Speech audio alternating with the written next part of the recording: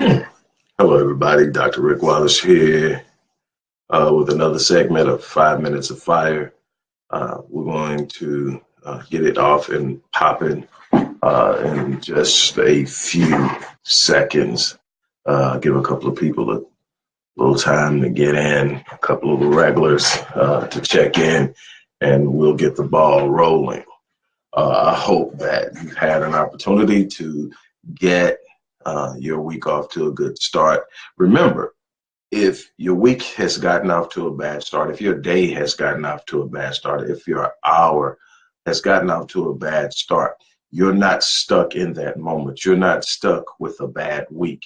You're going to determine second by second whether your current reality becomes perpetual reality by the way you respond to it, by the way you engage it, by the way you make up in your mind. If I have a 90-second rule, my 90-second rule says that I will not remain in a negative state, no matter how intense that state is, for more than 90 seconds. So I have 90 seconds to feel bad, feel sorry for myself, to feel angry, feel upset, feel frustrated, feel disappointed, and then I have to rescue myself from that using a number of different techniques, but ultimately simply taking the time to breathe, use diaphragm breathing to bring myself back down and to remind myself of who I am, where I'm going, and what I'm going to do, and to decide that my current moment is not my reality. It's an event in time that I have the capacity to overcome. The moment that you remind yourself that you have the capacity to overcome it, the moment you remind yourself that you're built for this, the moment that you remind yourself that the challenges you're facing are simply a part of what you're going through to get to where you're trying to get. You got to understand that process always precedes promise. And if you're going to engage in experience the promise, you've got to be willing to endure the process. There's always an endurance of the process before there is an embracing or an experiencing of the promise. That process is always going to be there, and there's challenge in the process, there's disappointment in the process, there's failure in the process, there's people not liking you, talking you down, being negative in the process. There are obstacles in the process, doors closed in the process, mountains to climb in the process. It's all there. You've got to make up in your mind, hey, we got off to a bad start. Stop right now. Push reset. Get this thing started again. Get your mindset in a place that understands you're not going to circumvent all of life's challenges, all of the vicissitudes that are going to come rolling into your paradise. So you got to be prepared to take them on, to turn them and transition or transform them into something positive. That's what you have the capacity to do. Okay, that was a little bonus. That's not why I'm here. I'm here to talk to you about setting your value in the world around you.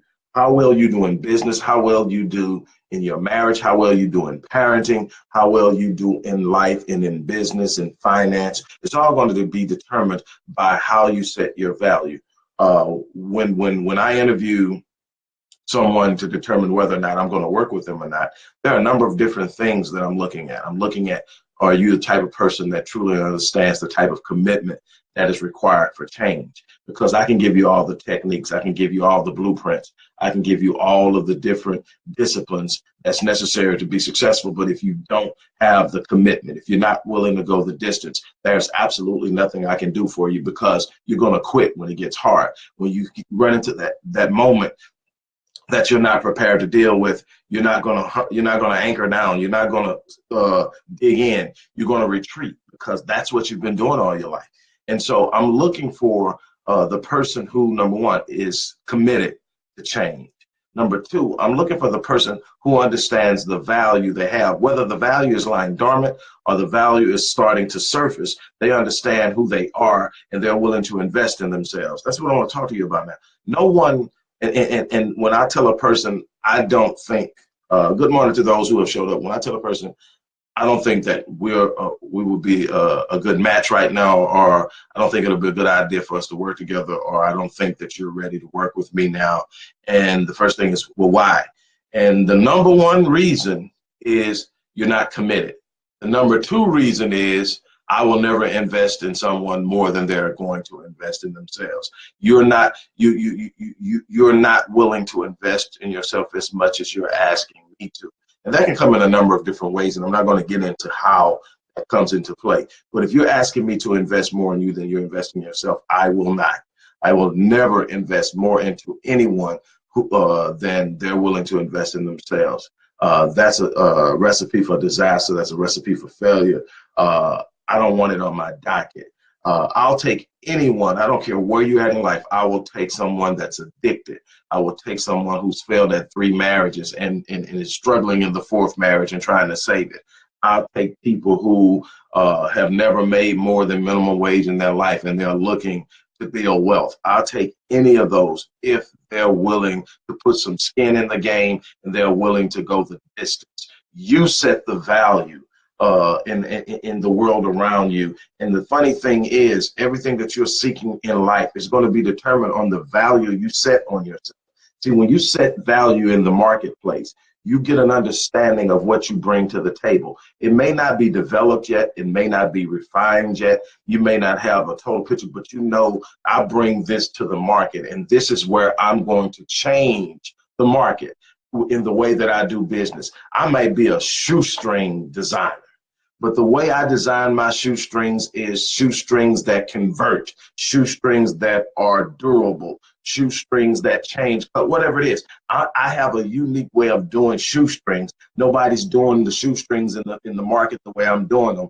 I have now carved out a value place in the market that makes me extremely valuable, because if people want the type of shoestrings that I create, then they got to come to me. That means I can charge what I want to for shoestrings. Why? Because you can't get them anywhere else. And if you want them, if you got these work boots and the way you work and what you do in your workplace keeps getting you snapping even the toughest shoestring, and I got a shoestring that cannot be snapped, oh, you're going to pay me way more than what the average person pays for the average shoestring. Why? Because you're tired of replacing them, and you're tired of the safety risk that comes along with a shoestring snapping in the middle of you doing work. Something that most people may not consider, but in your work, you know how important it is to have your boots laced. And so, and that's just an example. That there are 3 things that make you successful and put you in the right place when you start talking about being successful in business. And I'm just using business. It works in marriage, it works in parenting, it works in any area. But when you're talking about business, being successful in business and creating large revenue streams and big ticket items, it comes in, number 1, you have to find something that provides a solution to an existing problem in a way that it isn't being provided now. It may be somebody out there doing it, but they're not doing it the way you can do it. You're looking at the uniqueness of your design. You're looking at your giftedness, but you're also looking at the work, the hard work you're willing to put in to develop that, to grow that, to become exceptional at it, to be able to go above and beyond, to be willing to provide more value for what you're asking for. Always bring more to the table than you're asking for in compensation. Over deliver. And you have this product. So you come up with a solution. That's the first thing. Now you have something that's in demand. Why? Because people need it. People need the solution to this problem, whatever that is. I mentioned the shoestrings. That's just an example. Anything that you come up with that is a solution to a problem puts you in business, gives you value in a market, and gives you something to work with. Now, the quality level at which you deliver your service or deliver your product, deliver your customer service, deliver your engagement, how you do that is going to also determine how well you are able to do in that market, how much of the market share you can claim and hold, sustain, and expand. It will also determine customer satisfaction, real huge in longevity, because longevity comes, customer loyalty or longevity comes with establishing trusting relationships with your clientele, with your customer base. And when you're delivering products that are solid, delivering services that are solid, delivering what your customers expect from you, plus, then you have a real anchor in the market, and you can start writing big ticket items. You can charge more than the average person in your market for what you deliver, because you deliver it in a way they don't. It's highly unique. It's exceptionally well done. the quality is unparalleled. So you can do that. And finally, you do it in such a unique way that is a representation of your unique personality, your unique creativity, your unique gifting, that nobody else can do it like you. People can copy you, people can imitate you, people can try to be like you, but it won't be you, because the way you're delivering your service or your product is so close to who you are. The energy connected to it can't be emulated. And so you now have sold in a place in the market that almost guarantees your success long term. Why?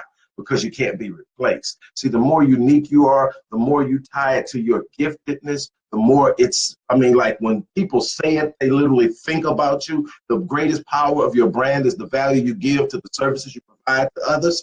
Then you understand you're there.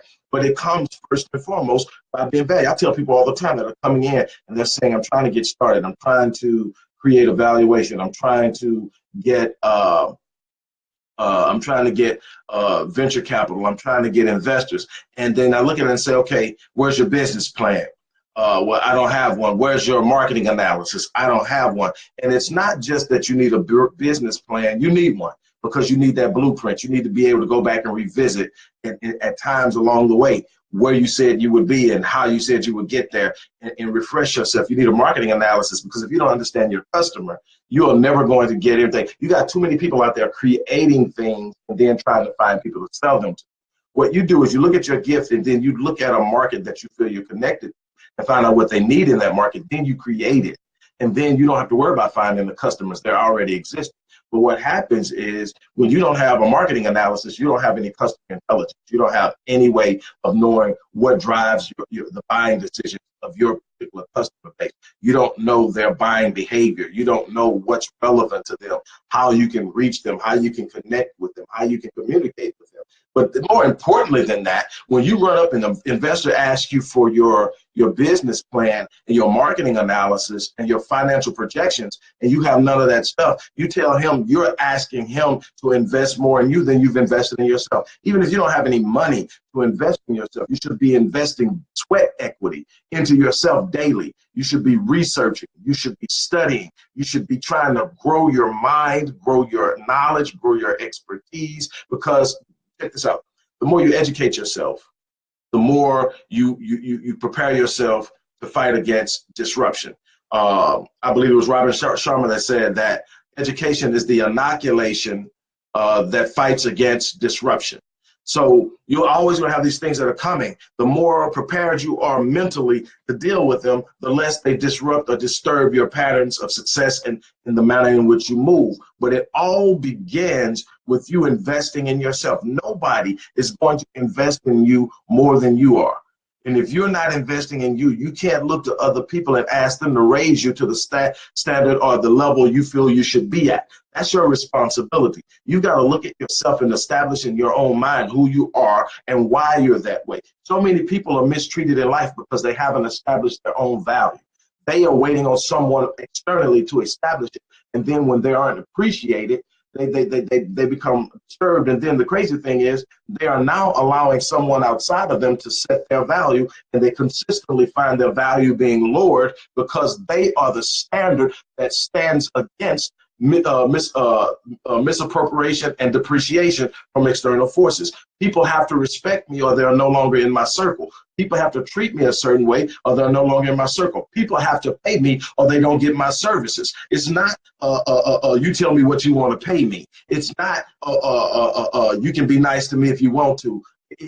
This is how I expect to be treated. You don't treat me that way, you're not in my circle. This is what I expect to be paid for my services because I'm damn well worth it. If you can't afford it, I understand, but I can't help you. Now, what you can do, I'll tell you where you can go and how you can get started. I'll give you an idea of what you can read. I'll tell you where you can go because you can take this journey without me, but if you want my help and you want it on a professional level, that costs. I've earned that. I've put in the work. I know my value.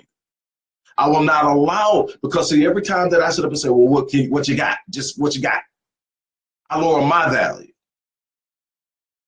And the fact that only a certain group of people can actually come to me actually holds and sustains my value. You can't serve everybody. You can't provide your product and service to everybody. You devalue it when you do that. Just like you can't give your heart to everybody. You devalue it when you do that. Every type of man that comes along and gives you a little attention isn't deserving of your time and your heart. You devalue yourself when you do that. Every woman that comes along with a nice body and a smile isn't deserving of your heart, your masculinity, your love, and your protection. You devalue yourself when you do that. Every person that comes along and say, I want your service or product is not ready for it. You devalue yourself when you give it up. You set the value first by how you invest in yourself and then by how you guard what you've built.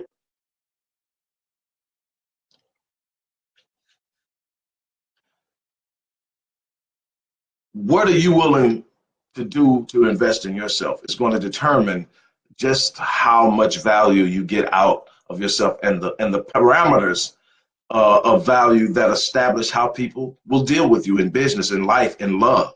And you're going to have to make that choice on your own, and you're going to have to put some skin in the game. You can stop thinking you could ask people to do more for you than you're doing for yourself. That's it. I hope that I really got the point across. Like I said, first and foremost, if you've gotten off to a bad start, press the reset button. Let's get started. Make today a great day. I don't care where you're at. I don't care how I got started. Right now, we're starting over. Reset. Get your mind right. Get focused. Determine the day is going to be a good day. Come up with something specific, just one thing that you're going to do well, and you're going to pour yourself into it. Just one thing. Get that done, and then build out from that. Just one thing. With that being said, I'm going to get ahead. As I always say, I am going to live my life on full so that the moment I walk away from this place, I will be leaving this place only. I'm going to down eat. That is just who I am.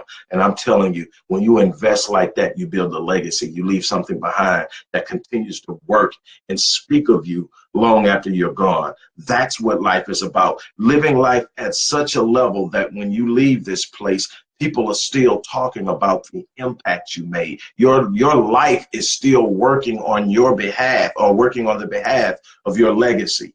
I dare you to live life on that level. With that being said, I'm out of here. You guys have an awesome day. Peace.